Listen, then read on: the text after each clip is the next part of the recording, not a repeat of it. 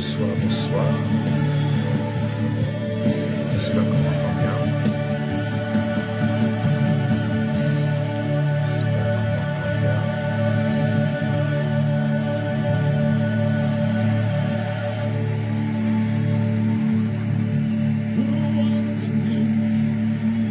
Merci Saint-Esprit.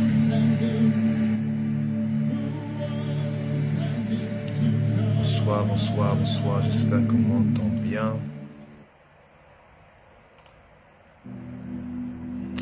Béni sois-tu, Seigneur.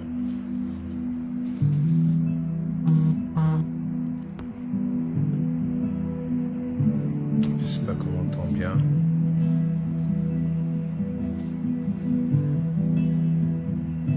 Merci, Saint-Esprit de Dieu.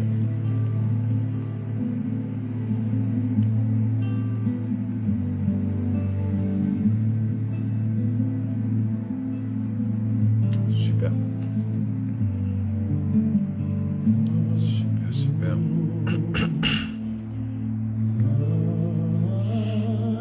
Alors, nous allons débuter dans 3 minutes, le temps que tout le monde se connecte.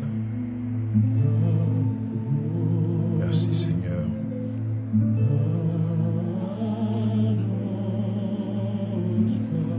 N'hésitez pas à partager autour de vous, qu'un grand nombre puisse participer.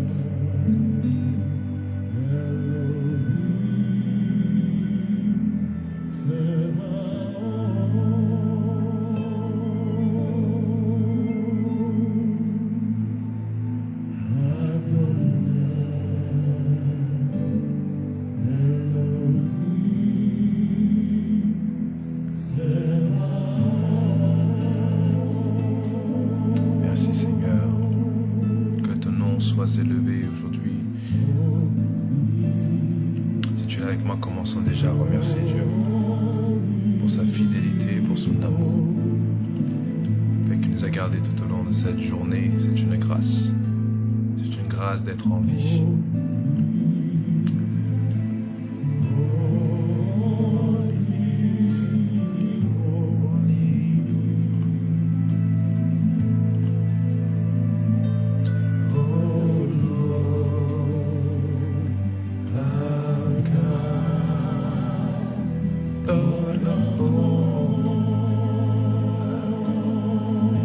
Merci Seigneur, merci Seigneur,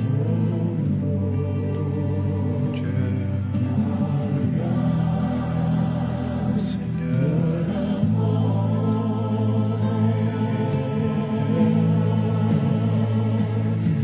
Commençons dans 1 minute.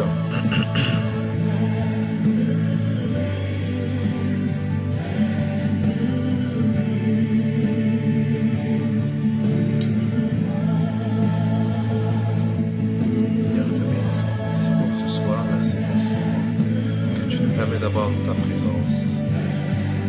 Merci Seigneur Jésus pour ton amour. Merci Saint-Esprit pour ce moment. Merci Saint-Esprit pour ce moment. Cette opportunité où nous sommes dans ta présence pour pouvoir apprendre de toi. Merci Saint-Esprit. Merci Saint-Esprit. Que ton nom soit élevé. Que ton nom soit glorifié à jamais. Oh Seigneur, merci. Nous te bénissons, Seigneur. Comment ne pas te glorifier, Seigneur?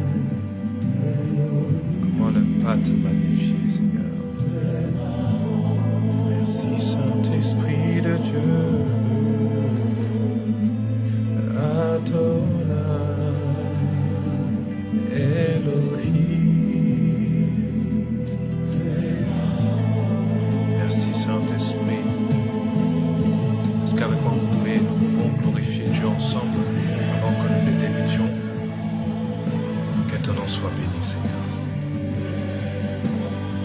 Nous t'exaltons Seigneur et te magnifions.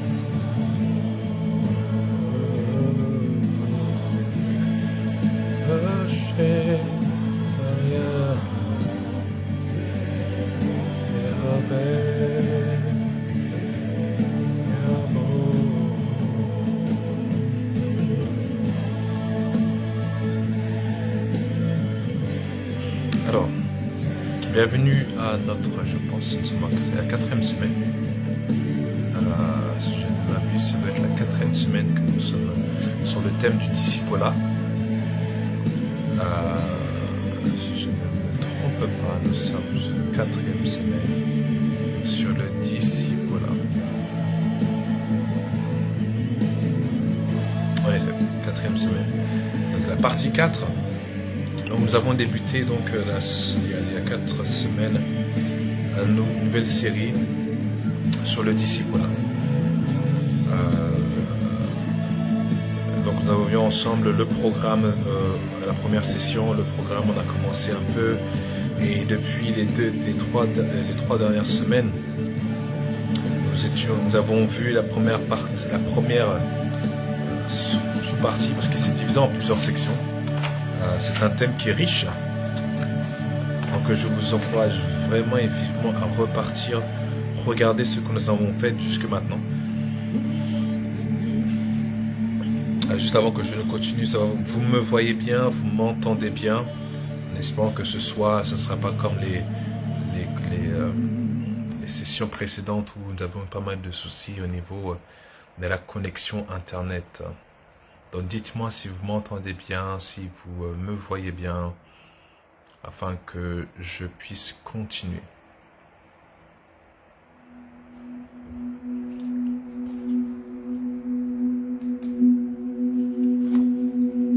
Mon Dieu, une telle présence de Dieu, regarde.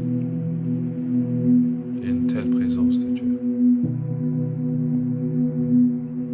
Une telle présence de Dieu. Alléluia. Alléluia. Une telle présence de Dieu. Est-ce qu'on m'entend bien? Est-ce qu'on me voit bien? Faites-moi signe s'il vous plaît.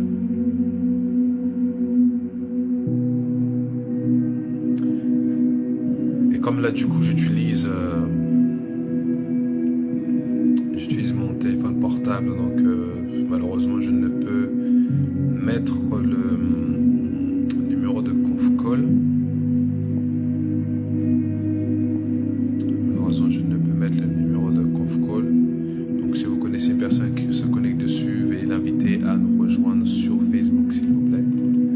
Je vais essayer de voir si je peux malgré tout essayer de connecter.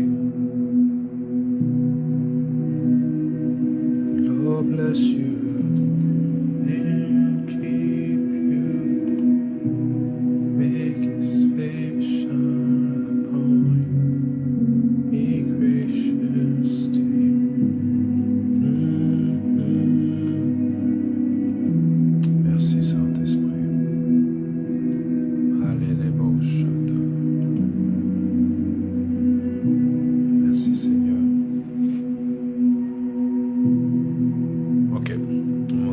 Et on me voit bien, super.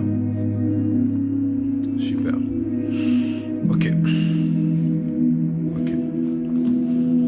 Donc comme je le disais, nous avons vu donc ces 3 dernières semaines, nous avons parlé, discuté sur devenir un disciple.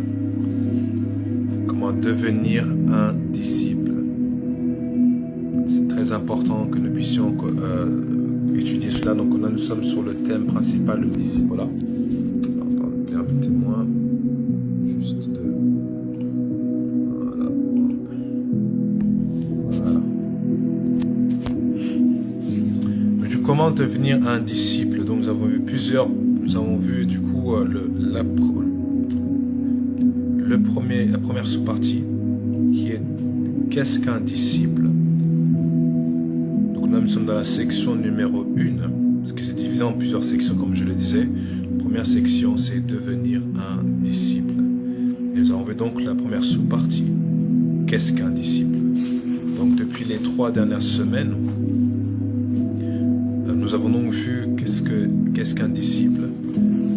Nous avons vu la définition, nous avons vu des écritures de base, nous avons vu également des principes de base. Nous avons vu également les privilèges d'être un disciple, nous avons également vu la responsabilité d'un disciple. Là, je vais un peu, en quelques points, résumer cette partie que nous avons eue et nous avons avancé.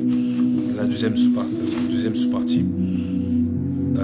Je vous poserai des questions que vous pouvez noter pour vous permettre de voir comment vous avez assimilé ce point, si vous avez bien compris ce point. Et si vous avez quelques difficultés, n'hésitez pas à me contacter. Pour ceux qui n'ont pas mon numéro, vous pouvez du coup envoyer un message dans la messenger de l'église et je répondrai à votre question. Donc du coup, comme je l'ai dit, donc je vais résumer en 5 points cette première sous-partie.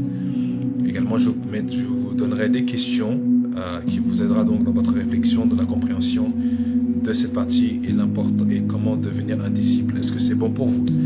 Si c'est bon, on peut avancer donc. Merci Saint-Esprit.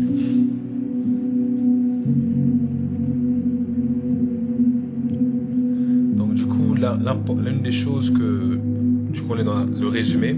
Le premier point pour résumer ce cours, ce thème, ce sous-thème, vous pouvez écrire ceci, que nous devons être totalement engagés à Jésus en faisant de lui notre Seigneur. Pour moi, ce thème, le thème que nous avons eu à traiter, que nous traitons,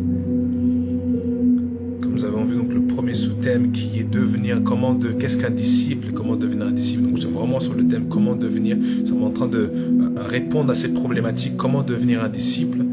Donc le premier point, pour résumer le premier cours que nous avons eu à traiter sur qu'est-ce qu'un disciple, vous pouvez noter, il est important que nous soyons entièrement engagés à Jésus, faisant de lui notre Seigneur.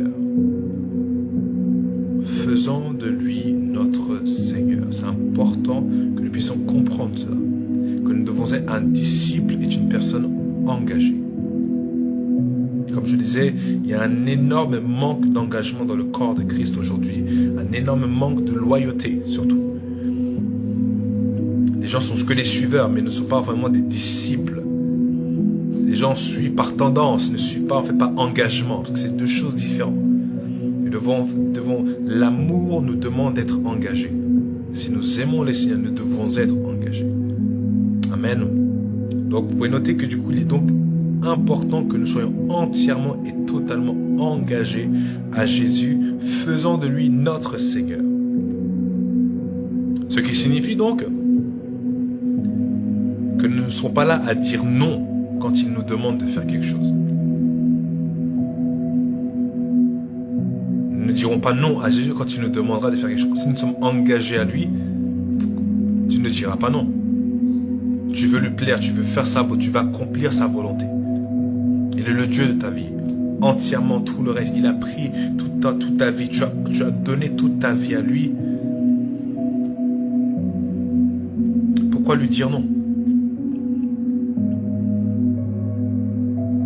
Si lui a le meilleur pour toi, c'est ce qui est mieux pour toi, pourquoi lui dire non? Dire non à Jésus, c'est montrer qu'on n'a pas entièrement confiance en lui. Ouais. Dire non à Jésus, c'est lui faire comprendre que nous n'avons pas entièrement confiance en lui. Ce qui est intéressant, c'est que Jésus dit que venez à moi, vous tous qui êtes fatigués et chargés, et je vous donnerai du repos.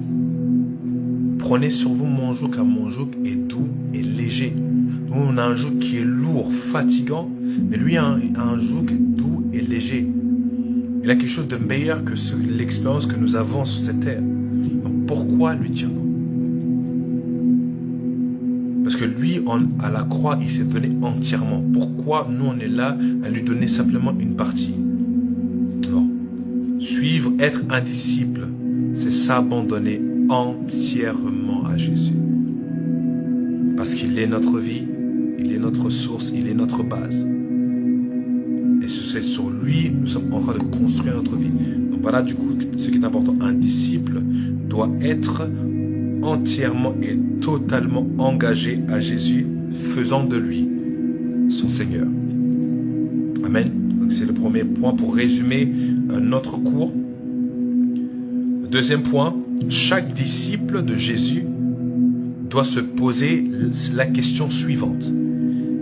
Qu'est-ce que Jésus aurait fait à ma place? Et cette question doit être posée dans toute situation dans laquelle on se retrouve. Je répète, deuxième point pour résumer notre cours. Chaque disciple de Jésus doit se poser la question suivante. Qu'est-ce que Jésus aurait fait à ma place? Et cette question doit apparaître dans chaque situation dans laquelle on se retrouve. Un disciple se pose toujours la question. Qu'est-ce que Jésus aurait fait à ma place? Ce qu'un véritable disciple fait. Parce que son but, c'est de ressembler à Jésus. Amen. Le troisième point pour résumer notre cours.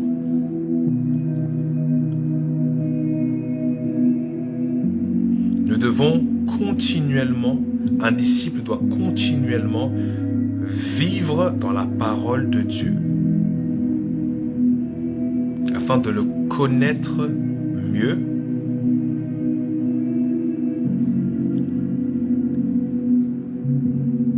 afin que par cette connaissance que nous obtenons à force de demeurer dans sa parole, cela nous donne une capacité accrue pour savoir quoi faire dans chaque situation. Je vais répéter.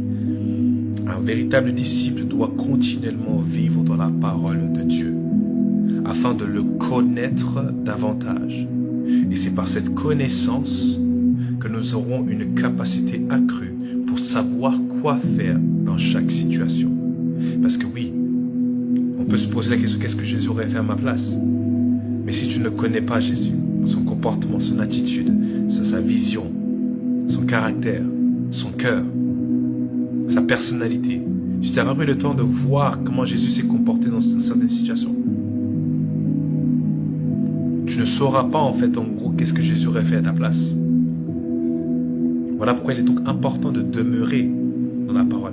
Si Dieu permet, nous parlerons de la parole de Dieu. Je pense que c'est l'un des sujets qu'on traitera dans cette grande série sur le discipulat.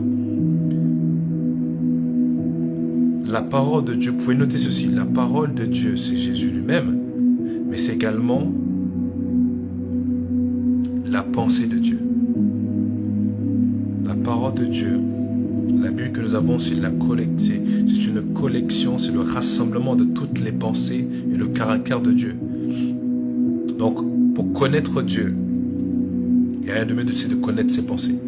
Et nous avons la parole de Dieu, nous avons ça, la Bible, la parole de Dieu. La parole de Dieu qui s'est faite chair et qui s'est manifestée au travers de Jésus. Amen. Donc le troisième point pour résumer, le troisième point on l'a vu. Le quatrième point pour résumer notre cours. Nous devons un disciple doit voir Dieu comme un maître aimant qui veut juste notre bien. Un disciple doit voir Dieu comme un maître aimant, comme notre maître aimant qui nous aime plus que toute autre chose et qui veut que notre bien. Dieu ne veut pas ton mal. J'entends des personnes qui disent ouais, Dieu ne m'aime pas, Dieu veut me voir souffrir, je ne connais que les choses du mal et tout, etc. Non, Dieu n'est pas comme ça. Mais moi, dans l'histoire, c'est vite arrivé de penser la même chose. Mais après, j'ai compris justement que non. Les pensées de Dieu vis-à-vis de moi sont que bonheur. De me donner un avenir et de l'espérance. C'est ça qui est important. À comprendre et à vivre. Dieu est un Dieu bon. Qui veut notre bien. Et qui peut même utiliser une situation compliquée et la transformer pour notre bien. Car toute chose concourt pour le bien de ceux qui aiment Dieu et qui sont appelés selon ses projets. Amen. Le cinquième point.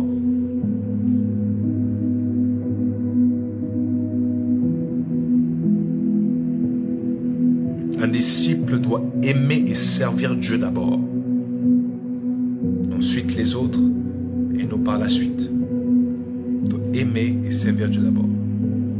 Mais, parce que une chose très importante, et je vais revenir un peu sur l'identité,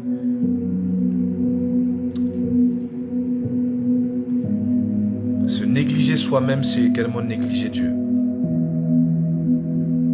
Se négliger soi-même, c'est également négliger Dieu.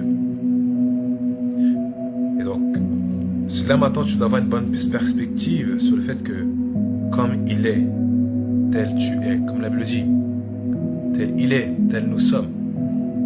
Dieu est notre source et nous trouvons notre être au travers de Dieu. Donc, important de comprendre et de capter cela, que notre base c'est Dieu et que du coup, en apprenant à connaître Dieu davantage, on apprend à se connaître davantage. En apprenant à connaître comment Dieu aime, on sera capable de nous aimer et d'aimer les autres. Parce que ça va couler. Parce que ta relation avec Dieu, c'est comme une fontaine. Et toi, tu es le distributeur de cette fontaine. Tu as du mal, parce qu'en fait, tu as du mal en fait à aimer les autres. Parce que, pose-toi la question, est-ce que du coup, tu arrives à recevoir l'amour que Dieu déverse pour toi d'abord, pour ensuite le donner à les autres? C'est comme ça que ça marche. Parce que entre Dieu et les autres, il y a nous. Entre notre esprit et notre corps, il y a notre âme. Tout en fait passe, il y a un intermédiaire. Mais la question est, quel est l'état de l'intermédiaire? C'est une question à se poser. Amen. Donc je vais vous donner donc les questions et les points de discussion sur lesquels vous pouvez discuter avec votre famille ou entre vous en famille, pour comprendre, pour voir si vous avez bien capté et compris le cours qu'on a commencé.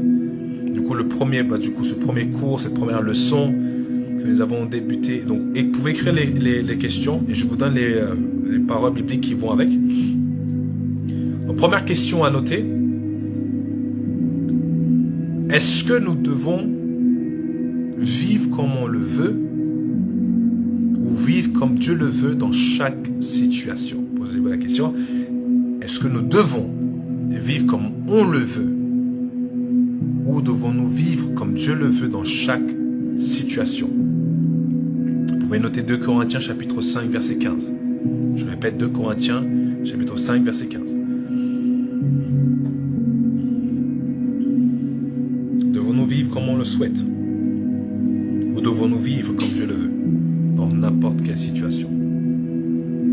2 Corinthiens chapitre 5 verset 15. Deuxième question.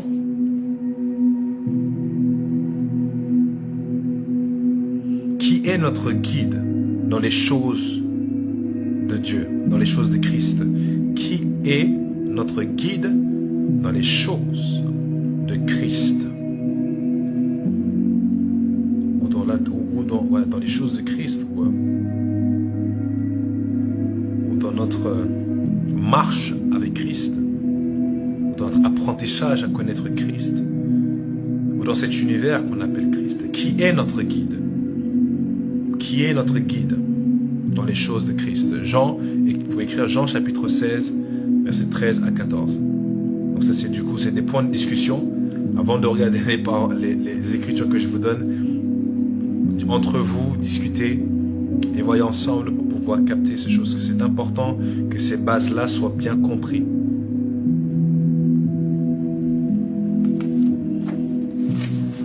Du coup, et après les questions, je vais vous apporter une perspective prophétique par rapport dans les temps dans lesquels nous sommes, par rapport à devenir un disciple, l'importance d'être un disciple, pourquoi c'est important, et après on essaiera d'avancer à la deuxième leçon. Ok? Troisième question.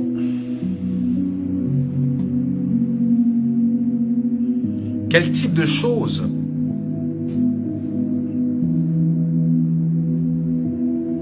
quel type d'actions ou quel type de choses font ceux qui ont mis leur foi en Jésus? Quel type d'action ou quel type de choses font ceux qui ont mis leur foi en Jésus?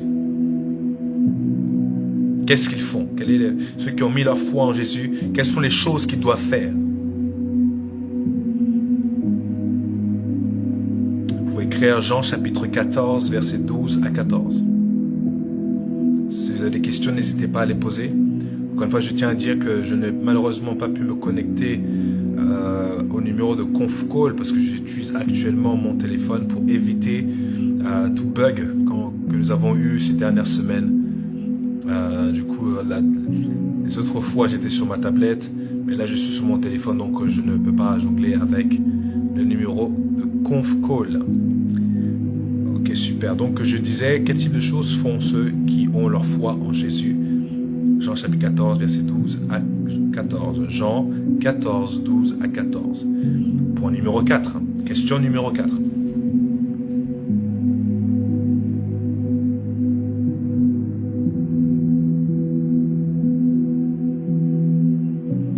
Il y a deux questions dans cette question-là. Peut-on apprendre quelque chose de l'amour par le don de Dieu, de son Fils? Peut-on apprendre quelque chose de l'amour, l'amour en soi, au travers du don de Dieu de son Fils? Donc c'est la première question. La deuxième question du coup dans ce point numéro 4, c'est comment en tant que disciples pouvons-nous rester dans son amour? Je répète la première question. Que peut-on apprendre de l'amour par le don de Dieu de son Fils? Et comment nous, en tant que disciples, pouvons-nous rester et demeurer dans cet amour? Les deux passages bibliques que vous pouvez écrire sont 1 Jean chapitre 4, 1 Jean 4, versets 10 à 11. 1 Jean chapitre 4, versets 10 à 11. 1 Jean 4, versets 10 à 11.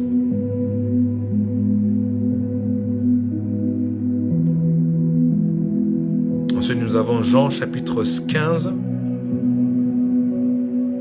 Jean chapitre 15, versets 9 à 14.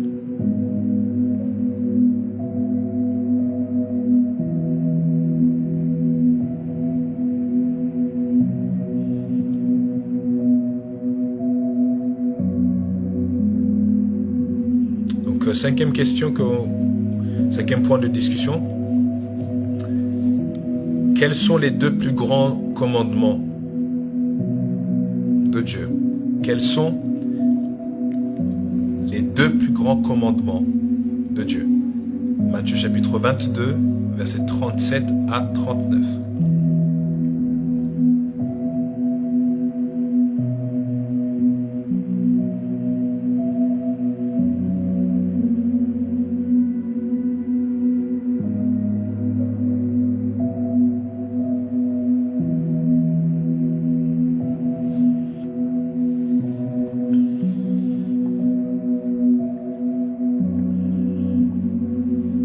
Question numéro 6.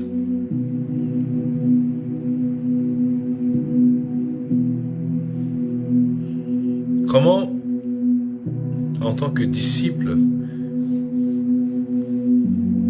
pouvons-nous quotidiennement vivre dans la manifestation de l'amour agapé envers Dieu d'abord et ensuite envers les autres? Je vais répéter la question. Comment nous, en tant que disciples,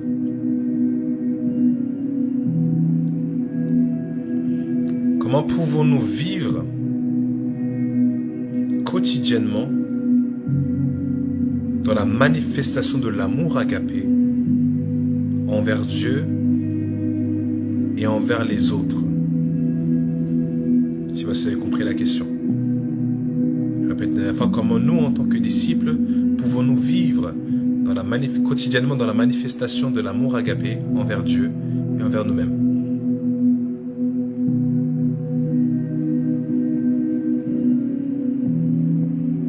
oui, c'est une chose importante que je vais le dire, je pense que je vais dire. Le but pour nous, ce n'est pas de vivre un amour fraternel.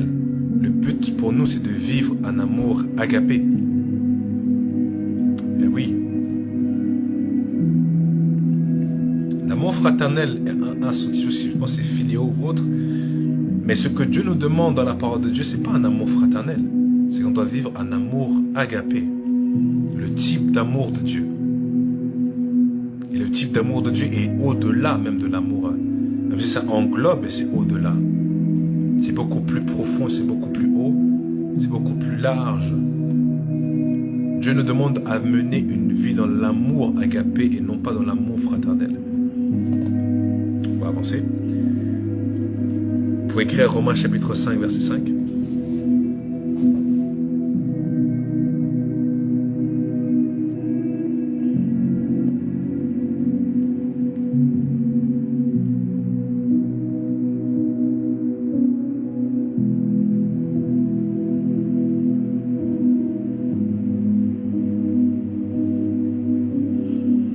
Donc est-ce que c'est beau pour tous? Voici donc quelques points de discussion qui peuvent être intéressants à voir pour pouvoir approfondir sur le sujet. Donc nous avons vu qu'est-ce qu'un disciple, mais j'aimerais parler également maintenant de la perspective prophétique par rapport à tout ça. C'est que la raison pour laquelle Dieu souhaite que nous puissions revenir sur ce point très important, c'est parce que nous sommes éloignés.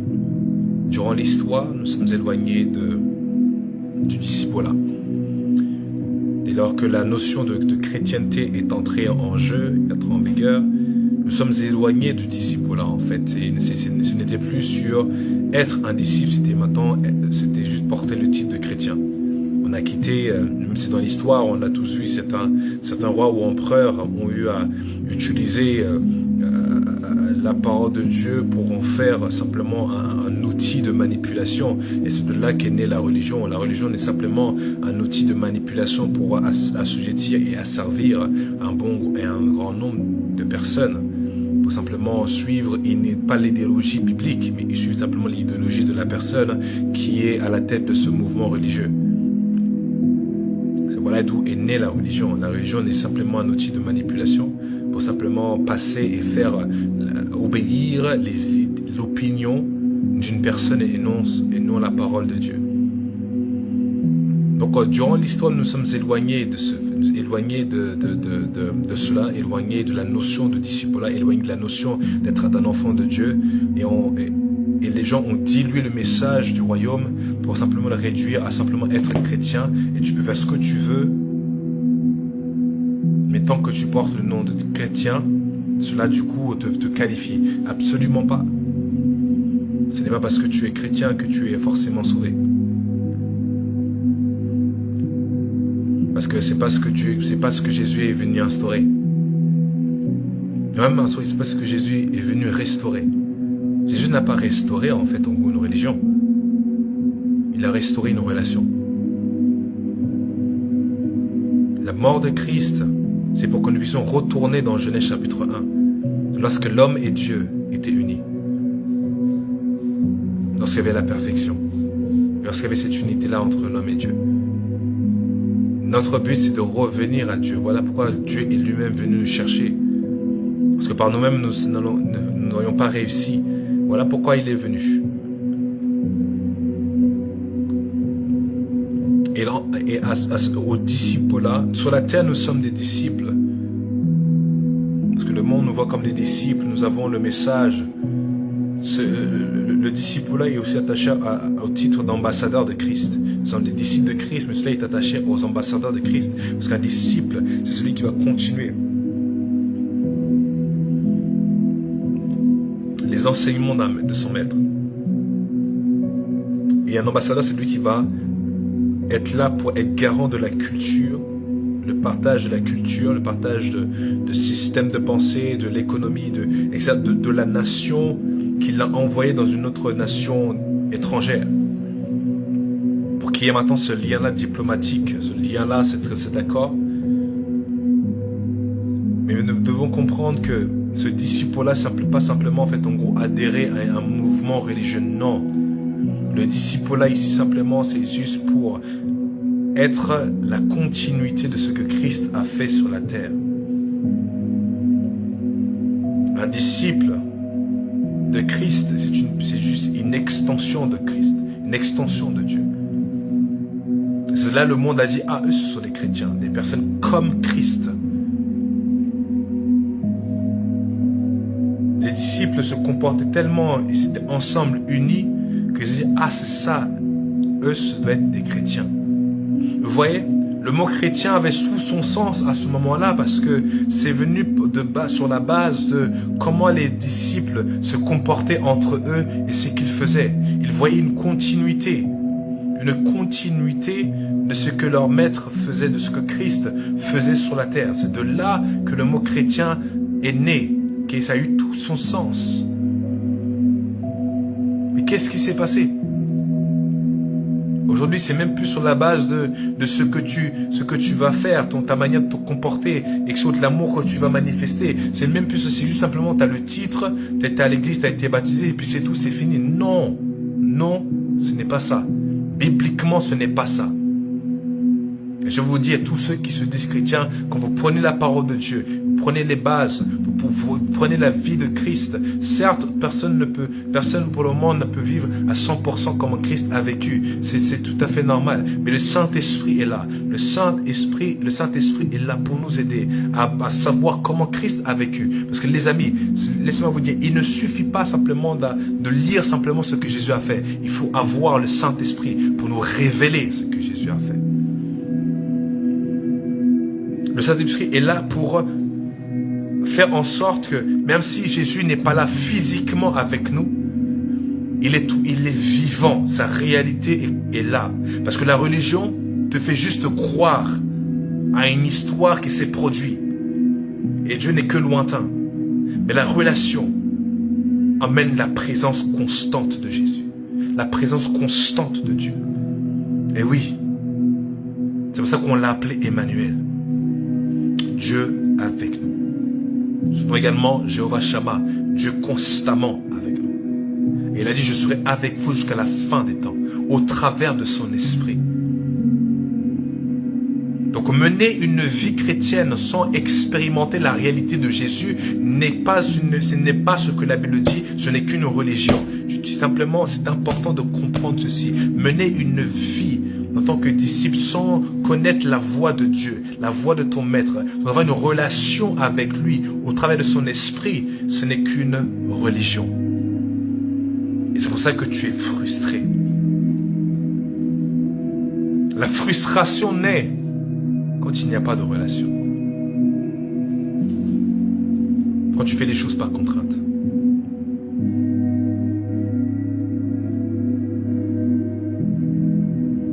La différence entre la différence entre le royaume et la religion, c'est le Saint-Esprit.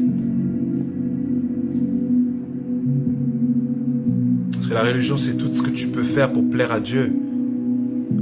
Mais la relation, c'est tout ce que lui a fait pour nous racheter, pour être en relation avec nous. C'est important d'avoir pour base cette compréhension que tu n'es pas dans une religion, mais tu es dans une relation. Et que Dieu est un roi qui est en relation avec toi, qui t'aime plus que toute autre chose.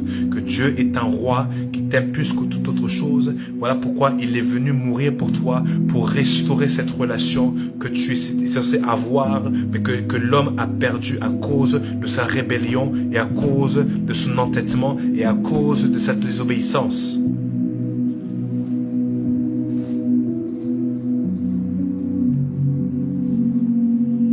Nous sommes des êtres relationnels. Pourquoi? Parce que Dieu est amour. Dieu est relationnel. Voilà pourquoi un être humain a besoin de relations. Peu importe avec quoi. Un animal, avec une personne, juste une relation. Il est même prouvé justement que les personnes plus âgées vivent plus longtemps lorsqu'ils ont une relation avec soit un animal ou soit une personne. Et oui, la relation peut aussi amener à la longévité. Une bonne relation surtout. Je tiens à le préciser. Une bonne relation peut amener même la longévité. Oui.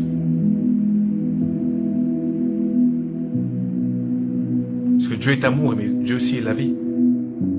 Donc l'amour doit emmener la vie. Un amour qui emmène la mort, ce n'est pas un amour selon Dieu. C'est un amour bizarre. Je ne sais même pas si je peux appeler ça un amour. Parce que l'amour doit apporter la vie. Oh, que quelqu'un l'écrive. L'amour doit apporter la vie. Oh mon Dieu, l'amour de Dieu emmène la vie. Jésus a dit que je suis venu pour que vous ayez la vie et la vie en abondance. Et Jésus était la manifestation, la personnification de l'amour de Dieu.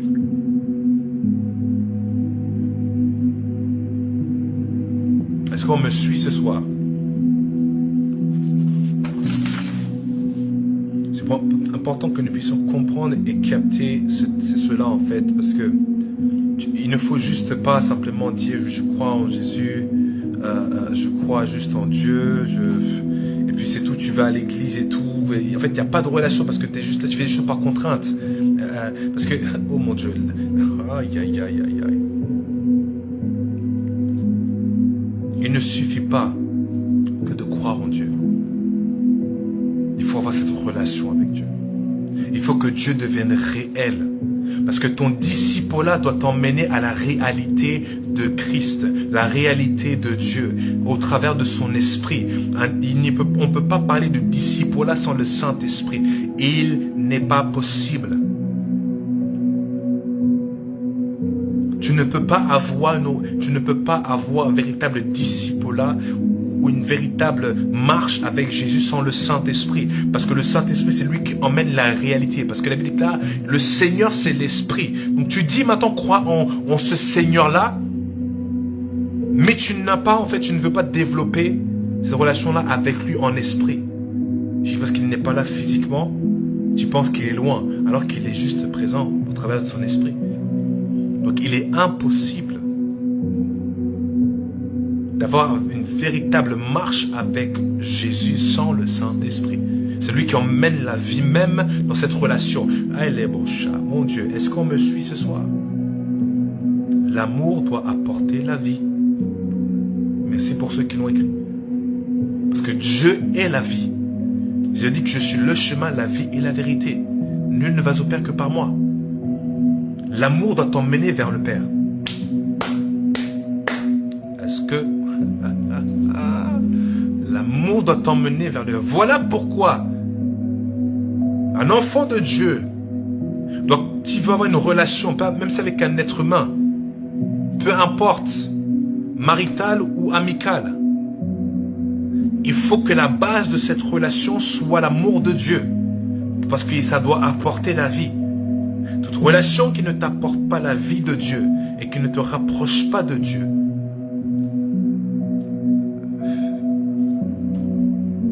Je vous laisse terminer la phrase. Voilà pourquoi aujourd'hui il y a beaucoup de frustration, pas mal de choses, parce qu'on ne comprend pas.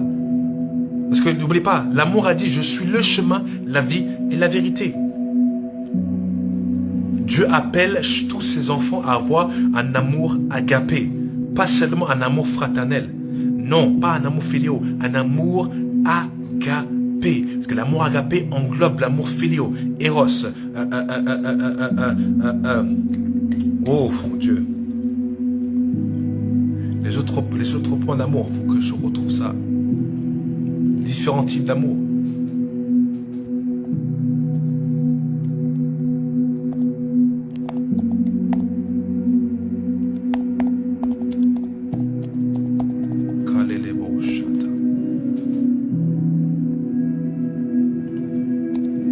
Ça, du coup, je vous donne ça, comme ça vous pouvez le noter. Voilà.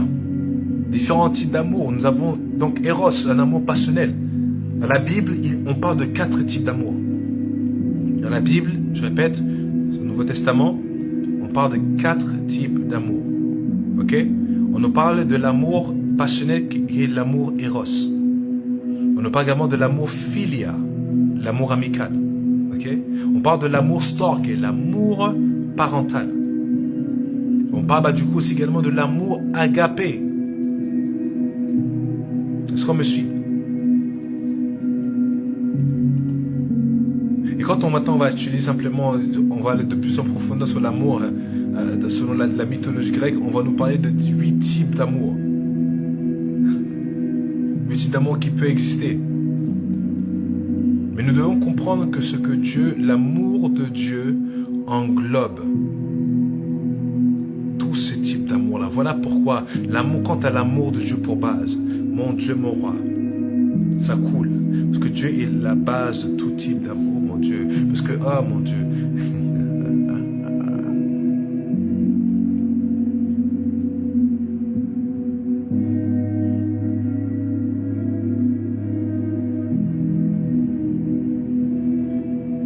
Les autres types d'amour qu'on a ici, on va les voir ensemble, parce que du coup, on nous parle de 8 types d'amour.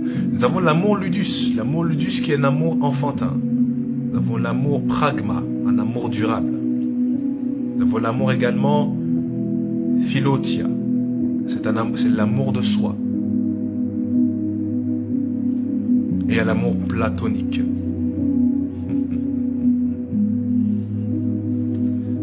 Mais tout ça pour dire une chose. L'amour de Dieu, c'est l'amour par excellence dans lequel se cache tout type d'amour et qui a la provision pour tout type de relation. Voilà. L'amour agapé a tout ce qu'il faut pour tout type de relation. Quand tu demeures dans l'amour agapé, la Bible déclare que Dieu demeure avec toi. La Bible déclare que Dieu est amour et celui qui aime, Dieu est avec la personne. Quand tu ne sais pas comment aimer ton prochain, va devant l'amour agapé. L'amour de Dieu va dire, Seigneur, enseigne-moi comment aimer mon prochain. Et à partir de là, le sien va commencer à t'enseigner. Oh mon Dieu. Je ne vais pas aller en profondeur sur l'amour parce que nous avons une conférence, la jeunesse qui arrive, qui va traiter sur l'amour de Dieu. Et donc je vais laisser les orateurs de cette conférence en parler encore davantage. Donc ce sera le 19 juin à la Briche, donc tout sera annoncé. Et tout ça pour vous dire que là je survole et je reste sur le disciple-là parce que, pourquoi? Parce que être dans le royaume des cieux, c'est un royaume d'amour. C'est pour ça que je ne comprends pas dans le corps de Christ comment des personnes qui croient en Christ, qui croient en Dieu, qui disent servir le ciel et demeurer en Dieu, qui ne s'aiment pas.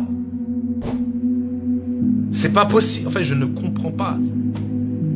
C'est quel Dieu vous servez? Quel Dieu on sert? Au ciel, c'est l'amour. Et Dieu ne demeure pas là où il n'y a pas d'amour. Parce que là où deux ou trois sont rassemblés en mon nom. Oui, le nom des noms de Dieu, c'est amour. Ce qui demeure en mon nom, je suis parmi eux.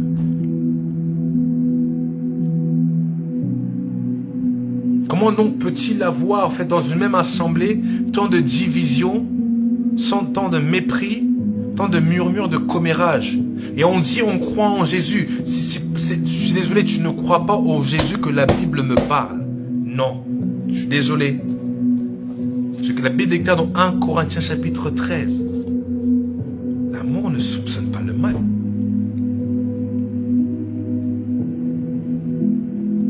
L'amour se réjouit de la vérité. L'amour couvre une multitude de fautes. C'est vrai que l'amour aussi peut relever notre personne. Tu couvres pour l'aider à se relever. Pas tu couvres simplement pour que la personne continue à faire ses bêtises. Non. Et même pas, et non pas même l'exposer. L'exposition, c'est pas aimer. Exposer quelqu'un, c'est pas aimer. Il faut accompagner. Et ce que Dieu traite maintenant, lui seul exposera, parce que c'est à lui appartient ce droit. Nous, nous a juste dit que nous devons avoir un ministère de réconciliation. Pas un ministère d'exposition. Ce n'est pas notre rôle. C'est le diable qui le fait. Et Dieu, de sa souveraineté, le fait. Parce que ce Dieu-là, en fait, qui établit les rois et qui les renverse. Mais avant qu'il n'expose, il y a toujours son amour qui est là pour racheter. Racheter, relever, racheter. Mais nous, au lieu d'aider la personne à se relever, boum, on tire la personne. C'est même pas le sujet, c'est vraiment pas le sujet, je suis désolé. Mais il est important que nous puissions comprendre que l'amour dont la Bible ici nous parle, C'est pas juste un amour émotionnel. Oh mon Dieu. L'amour agapé, vous pouvez le noter. L'amour agapé n'est pas un amour émotionnel. C'est un amour spirituel. L'amour agapé n'est pas un amour émotionnel. Elle transcende la dimension émotionnelle. Elle est au-delà de la dimension émotionnelle. Les autres types d'amour vont être émotionnels. Mais l'amour agapé, c'est l'amour suprême. L'amour de Dieu. Est-ce qu'on me suit? C'est pour ça qu'il y a des gens ici, oh, les gens quand ils disent j'aime mon prochain, c'est simplement, ils sont juste en train d'exprimer un amour émotionnel. Alors que Dieu ne demande pas d'avoir un amour émotionnel, un amour spirituel. Parce que l'amour de Dieu, c'est un amour inconditionnel.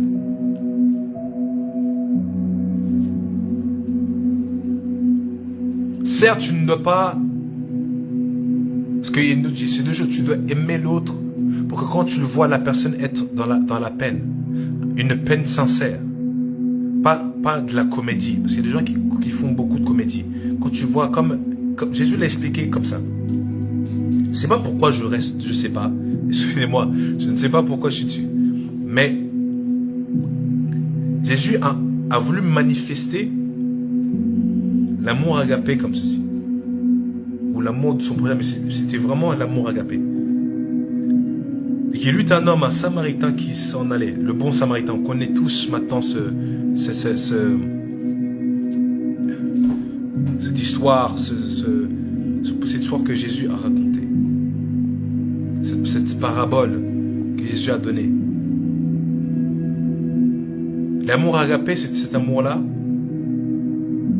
qui même si nous sommes de deux nations différentes, deux visions différentes, deux cultures différentes, mais cet amour-là, en fait, transcende notre culture, transcende notre différence. Il faut aller, en fait, en gros, chercher là où nous sommes pareils. Nous sommes humains, créés à l'image de Dieu. Si mon prochain est à terre, ça peut être moi. Et moi, si je suis à terre, j'aimerais bien qu'on vienne me secourir. Donc voilà pourquoi je vais secourir la personne qui est à terre. L'amour agapé. L'amour agapé transcende les cultures, transcende les visions, les opinions. L'amour agapé va transcendre et va à la dimension où l'homme a été créé à l'image et la ressemblance de Dieu. Il va aller manifester le côté et va aller créer la compassion et dire que ça peut être moi. L'amour agapé va aller faire sortir la miséricorde de Dieu, la compassion de Dieu, le soutien de Dieu, la force de Dieu. L'amour agapé va aller chercher tous les traits de caractère de Dieu pour le manifester au travers d'un corps. C'est ça l'amour agapé. Oh mon Dieu, mon roi. L'amour agapé est une dimension divine. L'amour agapé est une puissance et une force. L'amour agapé est l'amour que le diable déteste. L'amour agapé est un amour unitaire qui va aller chercher l'unité. Pas l'unité de culture ou de race ou des ethnies. L'unité divine. L'unité des cieux, du royaume des cieux. Ça va aller chercher l'unité du royaume des cieux. L'unité selon Dieu. Ça va aller chercher l'amour selon Dieu. L'amour agapé va nous donner cette révélation de comment fonctionne le royaume des cieux. L'amour agapé. Et sur cette base de cet amour, mon Dieu, mon roi, que le réveil pourra se manifester. Parce que les gens prient pour le Seigneur, aide-nous à nous aimer. Mais ils pensent à l'amour émotionnel. C'est pour ça que ça ne marche pas. C'est pour ça qu'il y a des divisions. Parce que nous sommes basés sur l'amour émotionnel. Alors que l'amour agapé n'a rien d'émotionnel.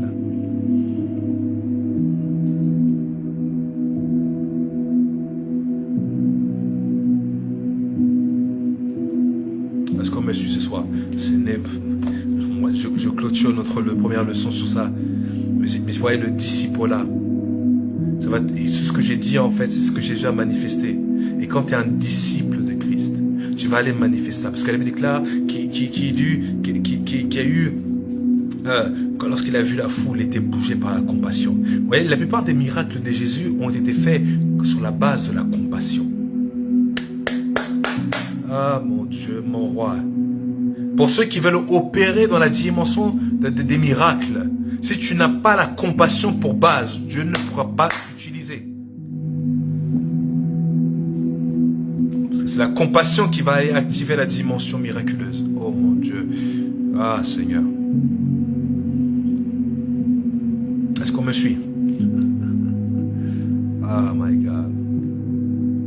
La compassion est une chose qui disparaît dans le corps de Christ. La miséricorde est une chose qui a disparu dans le corps de Christ. Qu'est-ce que la compassion? C'est la capacité d'être touché par la douleur d'autrui. Et cette dimension-là est une dimension qui transcende l'émotionnel. C'est une dimension spirituelle. Amen. Donc voilà, donc, du coup, tant de choses qui peuvent être dites. Mais en tout cas, ne ratez pas la conférence le 19 juin, sur laquelle on va se baser sur le mystère de l'amour de Dieu. C'est très très important que tout le monde, et qu'on invite un maximum de personnes pour cette conférence. Parce que il est temps que le corps de Christ, et même ceux qui sont en dehors du corps de Christ, puissent découvrir et redécouvrir l'amour de Dieu. Parce que les gens pensent que c'est quelque chose d'émotionnel. Ça n'a rien d'émotionnel. Parce que n'oubliez pas, quand vous lisez « Car Dieu a tant aimé le monde qu'il donna son Fils unique ». Que Dieu a tant aimé qu'il a donné. Vous voyez, Dieu a tant aimé. Il n'en a pas dit c'est un humain qui a aimé. C'est un esprit qui a aimé. Et ça, c'est l'esprit au-dessus des esprits. L'esprit par excellence. Le souverain lui-même, le créateur, a tant aimé le monde. Donc, et on a dit que Dieu est esprit. Vous savez ce qui veut dire quelque part? Cet amour que Dieu a manifesté est un amour spirituel. Oh mon Dieu, mon roi. Voilà pourquoi, en fait, en gros, il faut qu'on quitte maintenant le stade de l'amour émotionnel pour entrer à nouveau dans l'amour spirituel, les amis. L'amour de Dieu est spirituel et ça n'a rien d'émotionnel. Rien d'émotionnel. Rien d'émotionnel. Car Dieu a tant aimé le monde. Et on dit Dieu est esprit. Bon, d'accord. Aujourd'hui, on voit que des divisions partout. Pourquoi est-ce qu'on n'est pas dans l'amour spirituel? On n'est pas dans l'amour de Dieu. On ne comprend même pas ce que c'est. Si on comprenait exactement ce qu'était le mystère de l'amour de Dieu, il n'y aurait pas de division dans le corps de Christ. Il n'y aurait pas en fait en gros de commérage. Il n'y aurait pas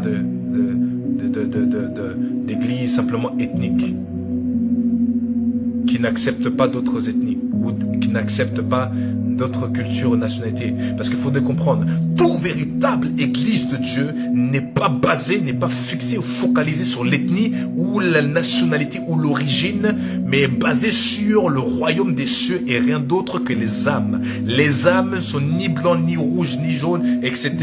Une âme a été, oh mon Dieu, l'esprit est créé par Dieu. Paul a dit, il n'y a plus grec ni juif, ni gentil, ni quoi que ce soit. Nous sommes tous unis devant Dieu. Parce qu'un esprit n'est pas chinois. La personne va naître en Chine. Le corps peut être chinois, mais l'esprit vient de autre part. Oui, l'esprit vient de Dieu.